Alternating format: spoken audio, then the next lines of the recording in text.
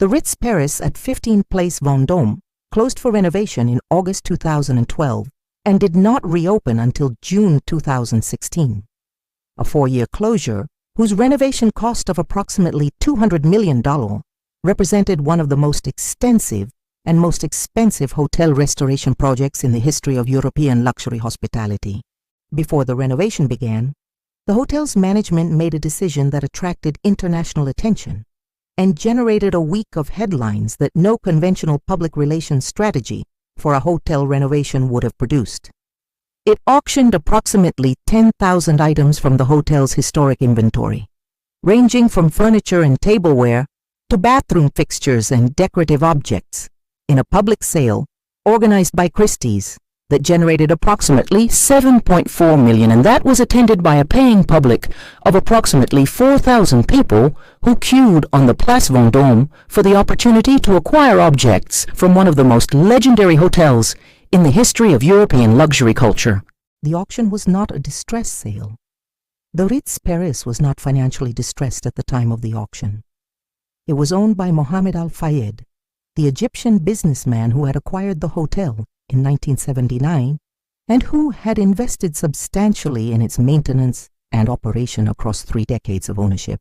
The forensic entry point for this case is the relationship between institutional identity and physical contents, because the Ritz Paris auction documents the proposition that a hotel whose institutional identity is sufficiently strong can sell the objects that constitute its physical expression of that identity and emerge from the transaction with the identity enhanced rather than diminished.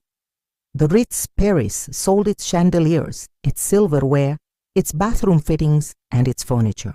It then installed new chandeliers, new silverware, new bathroom fittings, and new furniture during the renovation that followed. The institutional identity of the Ritz Paris survived the sale of its physical contents, not because the contents were not valuable, but because the institutional identity was more durable than any individual object or collection of objects that expressed it. If this is your first case file from this channel, subscribe now, because every episode adds one more layer to what you are about to understand about the architecture of institutional failure. The 2012 Ritz Paris auction was designed to accomplish 2 institutional objectives simultaneously, each of which required the other to be achieved. The first objective was operational. The renovation required the hotel's contents to be cleared to allow the structural and systems work that a renovation of this scope required, and the contents that would not be reinstalled after the renovation needed to be disposed of in a manner consistent with the hotel's institutional dignity. Conventional disposal of surplus hotel contents does not generate headlines. It generates waste, contract, or invoices. The Christie's auction transformed the conventional disposal requirement into a cultural event that reinforced the institutional identity of the hotel, whose contents were being sold, by treating the auction itself as evidence of the contents' extraordinary value, and evidence whose implicit argument was that only an institution of the Ritz Paris's cultural authority could possess objects of sufficient quality and historical significance to merit international auction house management. The second objective was financial. The renovation's $200 million cost required capital management decisions at every stage of the project, and the $7.4 million generated by the auction, while modest relative to the total renovation investment, reduced the net cost of the renovation and allowed the hotel to finance the replacement of the auctioned contents as new objects rather than as refurbishments of existing ones. The covenant that the auction's design embedded in the hotel's institutional strategy was the one connecting the disposal of old contents to the creation of new ones.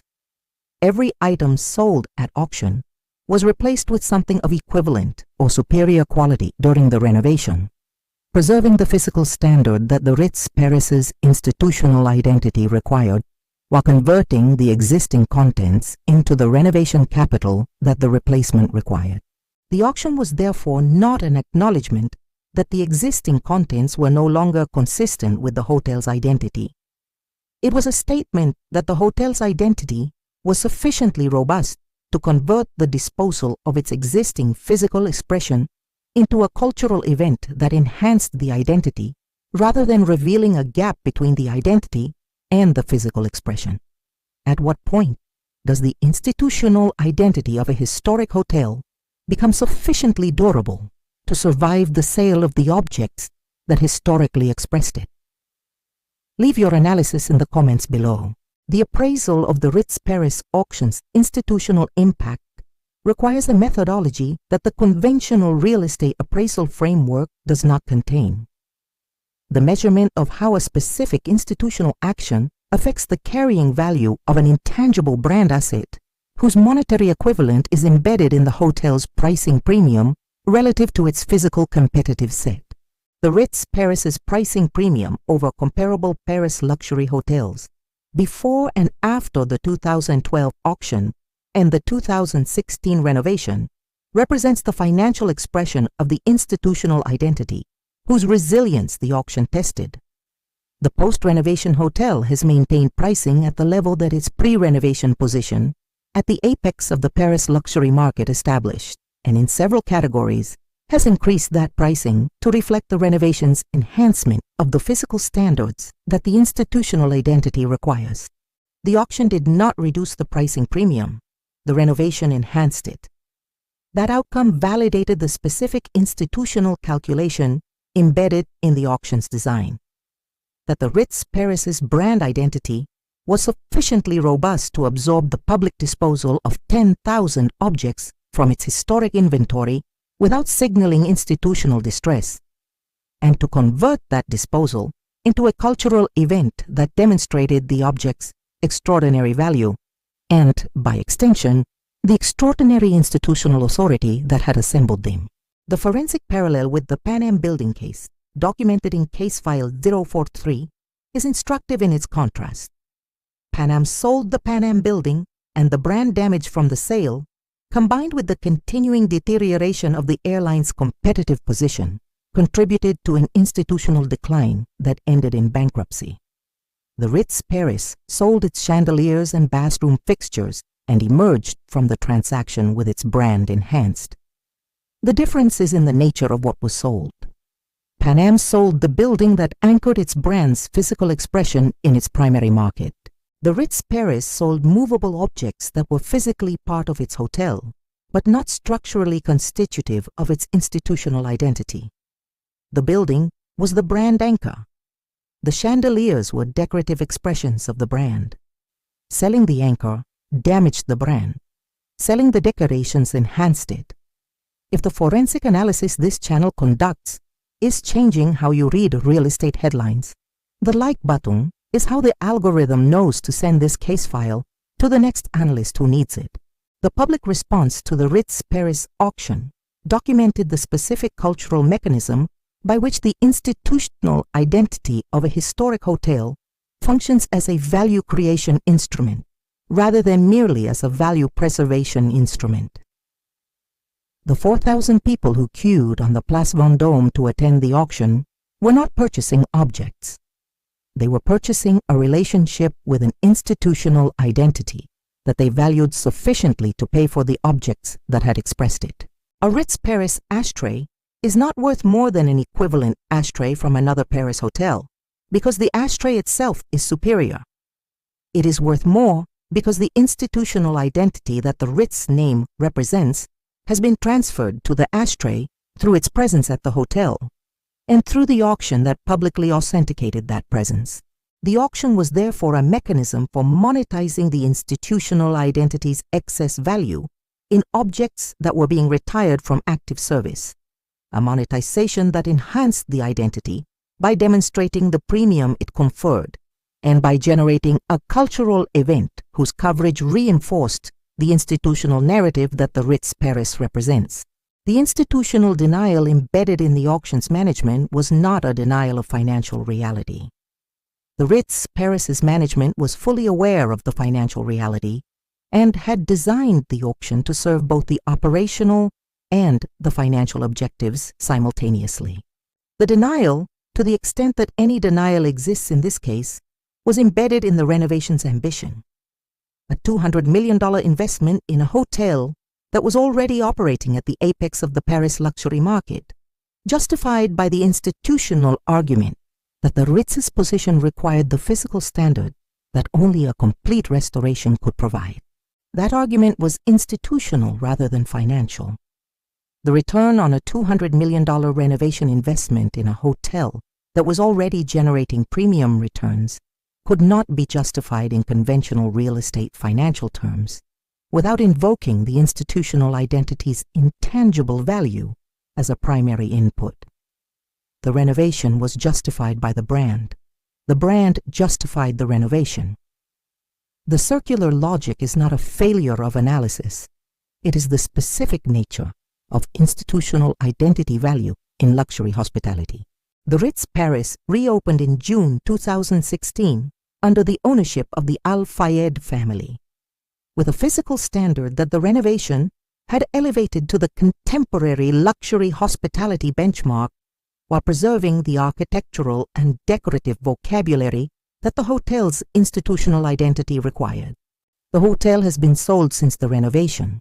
The Al Fayed family sold the Ritz Paris to a group of Qatari investors in 2023, completing a transaction that valued the institution and its Place Vendôme real estate at a figure consistent with the position at the apex of the Paris luxury market that the renovation had reinforced. The sale price was not publicly disclosed, but the transaction's characterization in the hospitality industry press as among the highest per-room valuations in the history of European hotel transactions reflects the specific premium that the Ritz Paris institutional identity commands above the physical asset's replacement cost.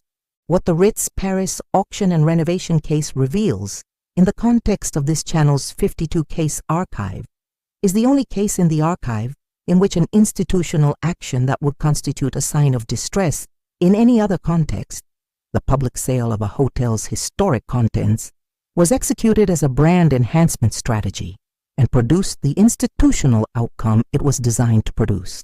Every other case file in this archive has documented an institution whose physical assets outlasted the institutional identity that had created them, or whose institutional identity was damaged by the financial decisions that the institution's management had made. The Ritz Paris case documents the reverse, an institutional identity whose strength and resilience were demonstrated precisely through the disposal of physical assets that a weaker institutional identity could not have survived selling. The chandeliers were auctioned. The brand was not. The renovation produced new chandeliers. The brand produced the renovation. The institution that sells its contents and survives is not the same kind of institution as the ones this channel has been documenting across 52 case files. It is the standard against which those institutions should have been measured. If this case file changed how you evaluate the relationship between institutional identity and physical assets in luxury hospitality, subscribe, because the next case examines an institution that sold its physical assets and did not survive the transaction. And in the comments, given the Ritz Paris auction's demonstrated ability to enhance brand value through the public disposal of historic contents, what specific conditions are required for a luxury hotel brand to be sufficiently durable to survive and benefit from the public sale of its physical expression? The case file is open. This content was developed using artificial intelligence tools as part of the research, writing, and production process. All AI-generated material was subject to human review, editorial intervention, and approval before publication. Factual claims, interpretive framing, creative direction, and final content decisions reflect human judgment throughout. This disclosure is provided in accordance with platform transparency standards for AI-assisted content.